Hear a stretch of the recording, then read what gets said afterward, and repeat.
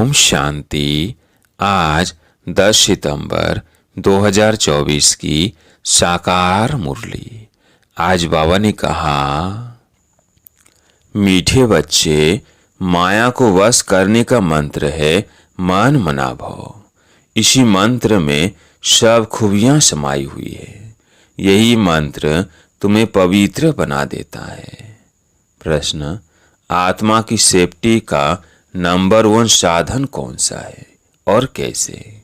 उत्तर, याद की यात्रा ही सेफ्टी का नंबर 1 साधन है, क्योंकि इस याद से ही तुम्हारे कैरेक्टर सुधरते हैं। तुम माया पर जीत पा लेते हो। याद से पतित कर्मेंद्रियां शांत हो जाती है। याद से ही बल आता है। ज्ञान तलवार में याद का जौहर चाहिए। याद से ही मीठे सत्व प्रधान बनेंगे। कोई को भी नाराज नहीं करेंगे। इसलिए याद की यात्रा में कमजोर नहीं बनना है। अपने आप से पूछना है कि हम कहाँ तक याद में रहते हैं। ओम शांति। मीठे मीठे रूहानी बच्चों को रोज रोज सावधानी जरूर देनी होती है। कौन सी? Safety first. सेफ्टी क्या है? याद की यात्रा से तुम बहुत बहुत सेफ रहते हो। मूल बात ही बच्चों के लिए यह है। बाप ने समझाया है, तुम बच्चे जितना याद की यात्रा में तत्पर रहेंगे उतनी खुशी भी रहेगी और मैनर्स भी ठीक होंगे, क्योंकि पावन भी बनना है, कैरेक्टर्स भी सुधारना है। अपनी जांच करनी है, मेरा कैरेक्टर किसको दुख देना जैसा तो नहीं है। मुझे कोई बेईमान तो नहीं आ जाता है। यह अच्छी रीति अपनी जांच रखनी है। बाप बेट बच्चों को पढ़ाते हैं। तुम बच्चे पढ़ते भी हो तो फिर पढ़ाते भी हो। बेहद का बाप सिर्फ पढ़ाते हैं, बाकी तो सब है देधारी। इसमें सारी दुनिया आ जाती है। एक बाप ही विदेही है। वह तुम बच्चों को कहते हैं कि तुमको भी विदेही बनना है। मैं आया हूं तुमको विदेही बनाने। पवित्र बनकर ही वहां जाएंगे। छीछी को तो साथ ले नहीं जाएंगे। इसलिए पहले पहले मंत्र ही यह देते हैं। माया को वश करने का यह मंत्र है। पवित्र होने का यह मंत्र है। इस मंत्र में बहुत खूबियां भरी हुई है। इनसे ही पवित्र बनना है। मनुष्य देवता बनना है। जरूर हम ही देवता थे। इसलिए बाप कहते हैं, अपनी सेफ्टी चाहो, मजबूत महावीर बनना चाहो तो यह पुरुषार्थ करो। बाप तो शिक्षा देते रहेंगे, भल ड्रामा भी कहते रहेंगे। ड्रामानुसार बिल्कुल ठीक ही चल रहा है, फिर आगे के लिए भी समझाते रहेंगे। याद की यात्रा में कमजोर नहीं बनना है। बाहर रहने वाली बांधेली गोपिकाएं जितना याद करती है उतना सामने रहने वाले भी याद नहीं करते हैं, क्योंकि उनको तड़फन होती है शिव बाबा से मिलने की। जो मिल जाते हैं उनों का पेट जैसे कि भर जाता है। जो बहुत याद करते हैं ऊंच पद पा सकते हैं। देखा जाता है अच्छे अच्छे बड़े बड़े सेंटर संभालने वाले मुख्य भी याद की यात्रा में कमजोर हैं। याद का जौहर बहुत अच्छा चाहिए। ज्ञान तलवार में याद का जौहर न होने कारण किसको तीर लगता ही नहीं। पूरा मरते नहीं। बच्चे कोशिश करते हैं ज्ञान का वाण लगाकर बाप का बनाए, वह अमर जीवा बनाए, परंतु मरते नहीं। तो जरूर ज्ञान तलवार में गड़बड़ है। बाबा भल जानते हैं ड्रामा बिल्कुल एक्यूरेट चल रहा है, परंतु आगे के लिए तो समझाते रहेंगे ना। हर एक अपने दिल से पूछो, हम कहाँ तक याद करते हैं। याद से ही बल आएगा। इसलिए कहा जाता है ज्ञान तलवार में जौहर चाहिए। ज्ञान तो वो सहज रीति समझा सकते हैं। जितना जितना याद में रहेंगे उतना बड़े मीठे बनते जाएंगे। तुम शतों प्रधान थे तो बहुत मीठे थे, आप ही शतों प्रधान बनना है। तुम्हारा स्वभाव भी बहुत मीठा चाहिए। कभी रंज यानी नाराज नहीं होना चाहिए। ऐसा वातावरण न हो जो कोई रंज हो। ऐसी कोशिश करनी चाहिए, क्योंकि यह ईश्वरीय कॉलेज स्थापन करने की सर्विस बहुत ऊंची है। विश्वविद्यालय तो भारत में बहुत गाए जाते हैं, वास्तव में वो है नहीं। विश्वविद्यालय तो एक ही होता है। बाप आकर सबको मुक्ति, जीवन मुक्ति देते हैं।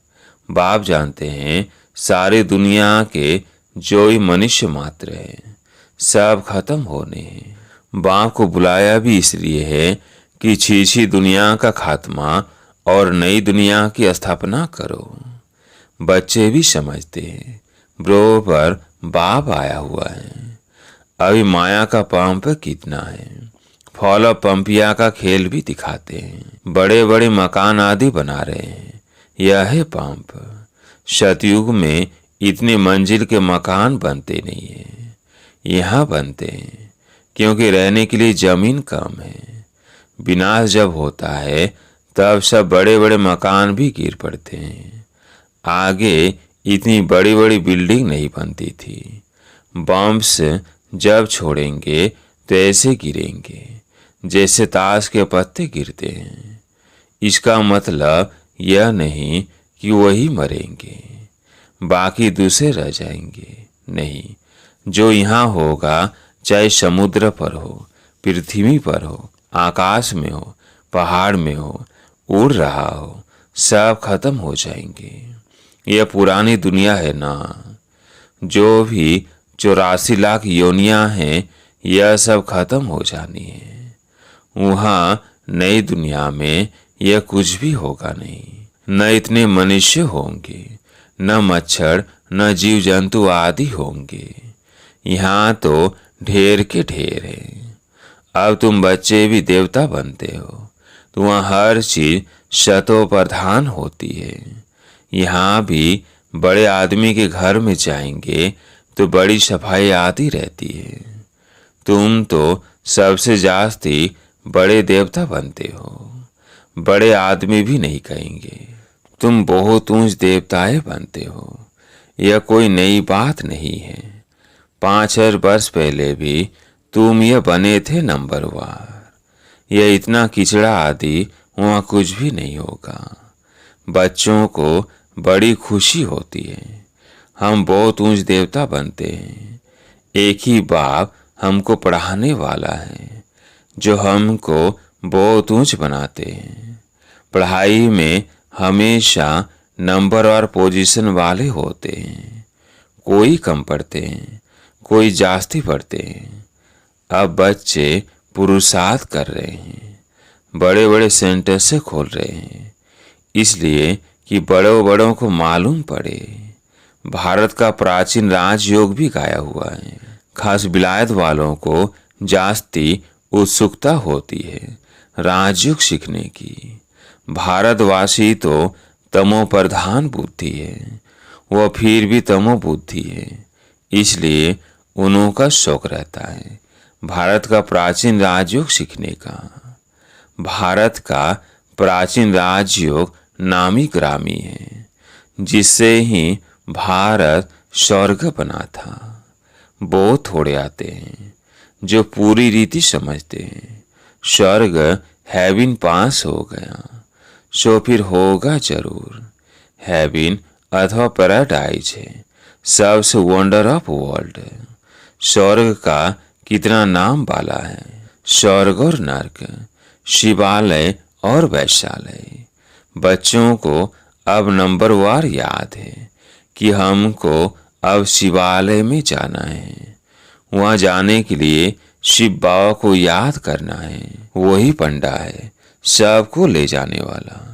भक्ति को कहा जाता है रात, ज्ञान को कहा जाता है दिन। यह बेहद की बात है। नई चीज और पुरानी चीज में बहुत फर्क होता है। अब बच्चों की दिल होती है इतनी ऊंच ऊंच पढ़ाई, ऊंचे तो ऊंचे मकान में हम पढ़ाए तो बड़े बड़े लोग आएंगे। एक एक को बैठ समझाना पड़ता है। वास्तव में पढ़ाई व शिक्षा के लिए एकांत में स्थान होते हैं। ब्रह्म ज्ञानियों के भी आश्रम शहर से दूर दूर होते हैं और नीचे ही रहते हैं, इतने ऊपर की मंजिल पर नहीं रहते हैं। अभी तो तमो प्रधान होने से शरीर में अंदर घुस पड़े हैं, वह ताकत खत्म हो गई है। इस समय सब की बैटरी खाली है। अब बैटरी को कैसे भरना है, यह बाप के सिवाय कोई बैटरी चार्ज कर न सके। बच्चों को बैटरी चार्ज करने से ही ताकत आती है। उसके लिए मुख्य है याद। उसमें ही माया के विघ्न पड़ते हैं। कोई तो सर्जन के आगे सच बतलाते हैं, कोई छिपा लेते हैं। अंदर में जो खामियां हैं वो तो बाप को बतलानी पड़े। इस जन्म में जो पाप किए हैं वो अविनाशी सर्जन के आगे वर्णन करना चाहिए, नहीं तो वह दिल अंदर खाता रहेगा। सुनाने के बाद फिर खाएगा नहीं। अंदर रख लेना यह भी नुकसान कारक है। जो सच्चे सच्चे बच्चे बनते हैं वह सब बाप को बतला देते हैं। इस जन्म में यह पाप किए हैं। दिन प्रतिदिन बाप जोर देते रहते हैं, यह तुम्हारा अंतिम जन्म है। तमो प्रधान से पाप तो जरूर होते होंगे ना। बाप कहते हैं मैं बहुत जन्मों के अंत में जो नंबर 1 पतित बना है उनमें ही प्रवेश करता हूँ, क्योंकि उनको ही फिर नंबर 1 में जाना है। बहुत मेहनत करनी पड़ती है। इस जन्म में पाप हुए तो है ना। कईयों को पता ही नहीं पड़ता है कि हम क्या कर रहे हैं। सच नहीं बतलाते हैं, कोई कोई सच बतला देते हैं। बाप ने समझाया है बच्चे, तुम्हारी कर्मेंद्रियां शांत तब होती है जब कर्मातीत अवस्था बनती है। जैसे मनुष्य बूढ़े होते हैं तो कर्मेंद्रियां ऑटोमेटिकली शांत हो जाती है। इसमें तो छोटेपन में ही सब शांत हो जाना चाहिए। योग बल से अच्छी तरह रहे तो इन सब बातों की एंड हो जाए। वहाँ कोई ऐसी गंदी बीमारी, कीचड़ पट्टी आदि कुछ नहीं होता है। मनुष्य बड़े साफ शुद्ध रहते हैं। वहाँ है ही राम राज्य और यहाँ है रावण राज्य। तो अनेक प्रकार की गंदगी की बीमारियां आती हैं। सतयुग में यह कुछ होता नहीं। बात मत पूछो, नाम ही कितना फर्स्ट क्लास है। स्वर्ग, नई दुनिया, बड़ी सफाई रहती है। बाप समझाते हैं इस पुरुषोत्तम संगम युग पर ही तुम ये सब बातें सुनते हो। कल नहीं सुनते थे। कल मृत्यु लोक के मालिक थे, आज अमर लोक के मालिक बनते हो। निश्चय हो जाता है कल मृत्यु लोक में थे। अभी संगम युग पर आने से अमर लोक में जाने के लिए तुम पुरुषार्थ कर रहे हो। पढ़ाने वाला भी अब मिला है। जो अच्छी रीति पढ़ते हैं तो पैसा आदि भी अच्छा कमाते हैं। बलिहारी पढ़ाई की कहेंगे, यह भी ऐसे हैं। इस पढ़ाई से तुम बहुत ऊंच पद पाते हो। अभी तुम रोशनी में हो, यह भी सिवाय तुम बच्चों के और कोई को मालूम नहीं है। तुम भी फिर घड़ी घड़ी भूल जाते हो, पुरानी दुनिया में चले जाते हो। भूलना माना पुरानी दुनिया में चले जाना। अभी तुम संगम युगी ब्राह्मणों को मालूम है कि हम कलयुग में नहीं हैं। यह सदैव याद रखना है। हम नए विश्व के मालिक बन रहे हैं। बाप हमको पढ़ाते ही है, नई दुनिया में जाने के लिए। यह है शुद्ध अहंकार, वह है अशुद्ध अहंकार। तुम बच्चों को तो कभी अशुद्ध ख्यालात भी नहीं आने चाहिए। पुरुषार्थ करते करते आखिरी पिछाड़ी में रिजल्ट निकलेगी। बाप समझाते हैं इस समय तक सब पुरुषार्थी हैं। इम्तिहान जब होता है तो नंबरवार पास हो फिर ट्रांसफर हो जाते हैं। तुम्हारी है बेहद की पढ़ाई, जिसको सिर्फ तुम ही जानते हो। नैने आते रहते हैं बेहद के भाव से वर्षा पाने के लिए। भल दूर रहते हैं, फिर भी सुनते सुनते निश्चय बुद्धि हो जाते हैं। ऐसे बाबा के सम्मुख भी जाना चाहिए जिस बाप ने बच्चों को पढ़ाया है। ऐसे बाप से सम्मुख तो जरूर मिलना चाहिए। समझ कर ही यहाँ आते हैं। कोई नहीं समझे हुए हैं तो भी यहाँ आने से समझ जाते हैं। बाप कहते हैं दिल में कोई ही बात हो, समझ में नहीं आते हो तो भल पूछो। बाप तो चुंबक है ना, जिसकी तकदीर में है वो अच्छी रीति पकड़ सकते हैं। तकदीर में नहीं है तो फिर खलास, सुना अनसुना कर देते हैं। यहाँ कौन बैठ पढ़ाते हैं? भगवान।